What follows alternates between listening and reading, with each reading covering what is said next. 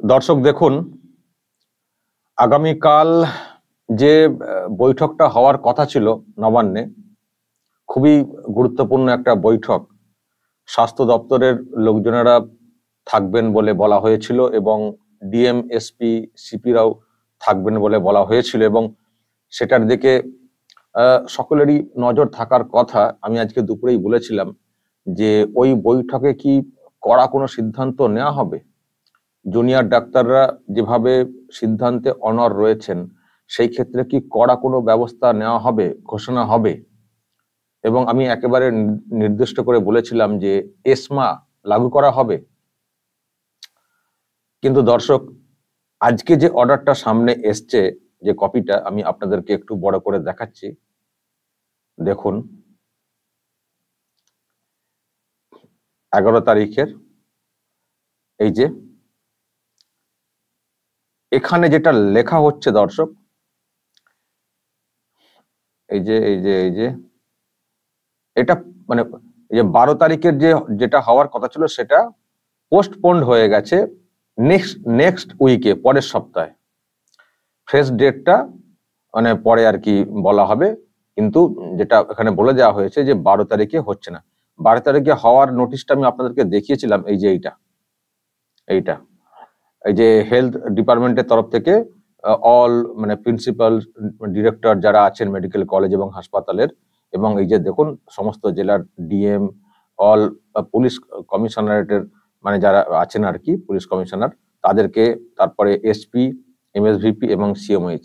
আমি আজকে সকালের দিকে একটা ভিডিও করেছিলাম, সেখানে এই নোটিশটা, এই অর্ডারটা দেখিয়েছিলাম যে মানে সকলকে থাকতে বলা হচ্ছে। কবে না 12ই সেপ্টেম্বর দুপুর 1টায় নবান্ন সভাঘরে মুখ্যমন্ত্রী মমতা বন্দ্যোপাধ্যায় থাকবেন। রিভিউ মিটিং একটা বলে ডাকটা দেওয়া হয়েছে। আমি বলেছিলাম যে এত লোককে এইভাবে ডাক কেন, শুধু হেলথের লোক না, একেবারে মানে পুরো সরকারটাকেই কার্যত ডেকে নেওয়া আর কি, মানে গুরুত্বপূর্ণ লোকজনদেরকে ডেকে নিয়ে বৈঠক করা।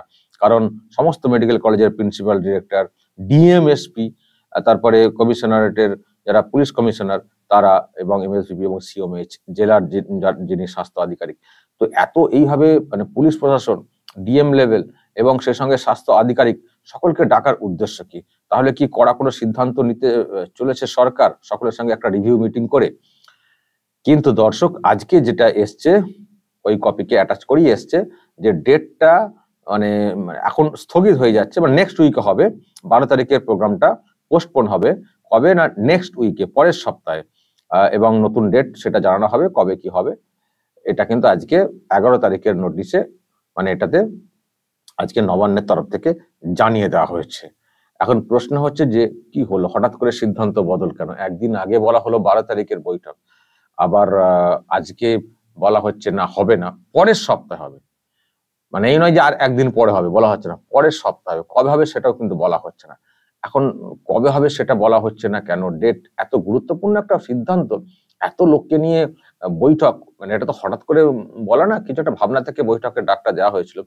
সেইটা মানে কালকে নোটিশ দিয়েছিল মানে আগামীকাল হওয়ার জন্য, 12 তারিখে। 10 তারিখের নোটিশে 12 তারিখে হওয়ার কথা, সেখানে আজকে 11 তারিখে বলে দেওয়া হচ্ছে যে না, ওটা হবে না, পরের সপ্তাহে হবে, এবং ডেটটাও এখন বলা যাবে না, ডেটটা বলে দেবো। তো এইভাবে সিদ্ধান্ত বদলের কারণটা কি? যেটা মনে করা হচ্ছিল, যেটা বলছিলাম যে কড়া কোনো স্টেপ নেওয়ার ক্ষেত্রে হয়তো সিদ্ধান্ত হতে পারে, তাহলে কি এখন কোথাও একটু পিছিয়ে যাচ্ছে রাজ্য সরকার যে এই মিটিংটা এখন করবো না? আর নেক্সট সপ্তাহে মানে কি? তাহলে কি সুপ্রিম কোর্টের ওই হিয়ারিংটার জন্য অপেক্ষা করছে 17 তারিখ? বা সুপ্রিম কোর্টের হিয়ারিং এ কিছু তথ্য পেশ করে সুপ্রিম কোর্টের তরফ থেকে কোনো অর্ডার বের করে আনার চেষ্টা করছে, তারপরে ওই মিটিংটা ডেকে যা ব্যবস্থা নেব?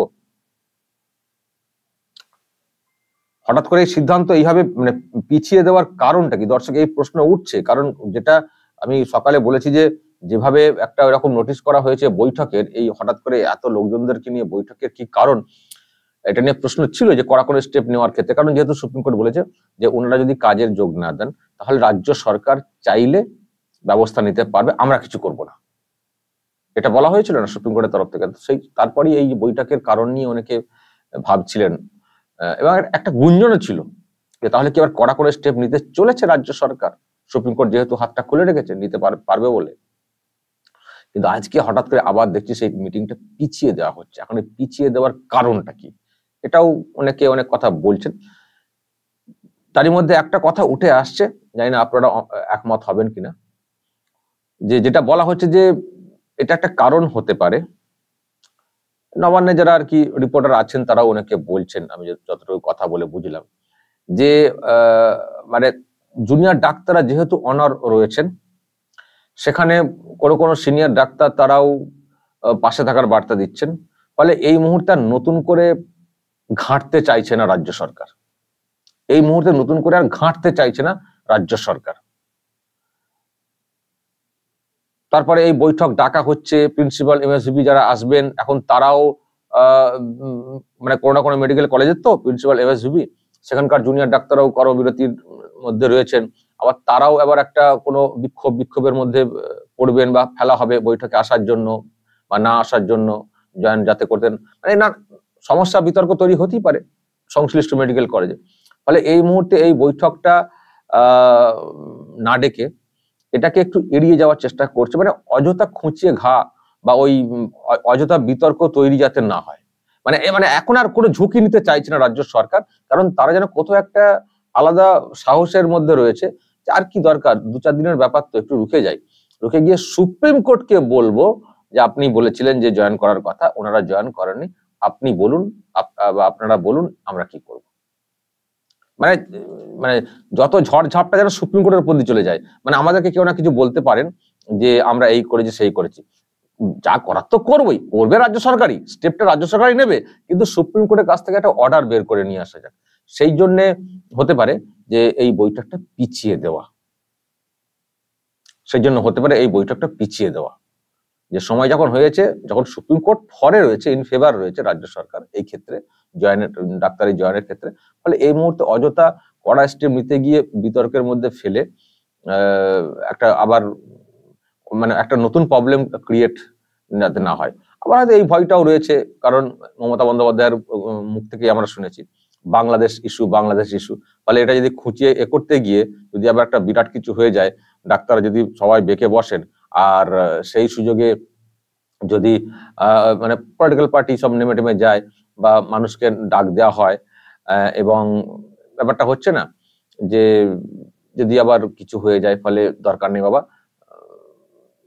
যখন ফেভারে রয়েছে সুপ্রিম কোর্ট তখন খানিকটা কিছুদিন পিছিয়ে যায়, সুপ্রিম কোর্টকে বলবো এই ব্যাপার, এবার বলুন আপনারা কি করবেন। আমি এই কথাটা আগে থেকে আপনাদেরকে বলে আসছি, তবু আমার মাঝখানে একটা ভাবনা ছিল যে সুপ্রিম কোর্ট যেহেতু বলেছে যে অ্যাকশন নিতে পারে রাজ্য সরকার, ফলে অ্যাকশন যে নিয়েছি সেটাও তো দেখানোর একটা ব্যাপার আছে। এখন দেখছি যে মনে হয় না সেই মুডেতেও রাজ্য সরকার রয়েছে। অ্যাকশন বলতে হয়তো এটাই বলার চেষ্টা হবে, এই যে মেল করেছি, ডেকেছি, ওনারা আসেননি, বারবার রিকোয়েস্ট করেছি, ওনারা আসেননি, এই দেখুন না মেলের কপি, এই দেখুন না এই ডেটে মেল করেছি, হয়তো এইগুলোই দেখিয়ে সুপ্রিম কোর্টের দ্বারস্থ হবে। মানে এই মুহূর্তে যেটা বুঝতে পারছি রাজ্য সরকার ঝুঁকি নাও নিতে পারে, জানি না পরবর্তীকালে কোনো আবার এদিকের মুভমেন্ট খুব স্ট্রং দেখে আবার ভয় পেয়ে নতুন করে ভাবনা চিন্তা করবে কিনা। কিন্তু আজকের ডেট পর্যন্ত এই বইটা পিছিয়ে দেওয়ার কারণ হিসেবে অনেকে বলছেন যে এই মুহূর্তে একটু ব্যাকে থেকে সময়টা কিল করার চেষ্টা করছে, সময়টাকে নষ্ট করার চেষ্টা করছে, কারণ যেহেতু সুপ্রিম কোর্টের অর্ডার মনোভাব in favour of the government, সুতরাং আমরা কেন ফালতু ঝামেলা করতে যাব, যা বলবে সুপ্রিম কোর্ট বলুক, সুপ্রিম কোর্ট বললে কখন কারো কিছু করার থাকবে না, আমাদেরও পারপাস সলভ হয়ে যাবে। ফলে আর কি আছে, যে কদিন গেছে আর এদেরকে আর বেশি করতে দেব না, এদের ইস্যুটাকে বেশি আর জাগাবো না, ওই ওরা চুপচাপ বসে থাক। আর আজকে যেভাবে কথা বলেছেন চন্দ্রিমা ভট্টাচার্যরা, আর মনে হয় না পরবর্তীকালে আর ওনারা কোনোভাবে সাড়া দেবেন বা কথা বলবেন, হয়তো খুব জোর একটা করে মেল করবেন, ঠিক আছে আসুন, শর্ত নিয়ে হবে না, কি হবে, টাইম পাস। আমার যেটা কথা মনে হচ্ছে রাজ্য সরকার এই মুহূর্তে জাস্ট টাইম পাসের খেলা খেলবে।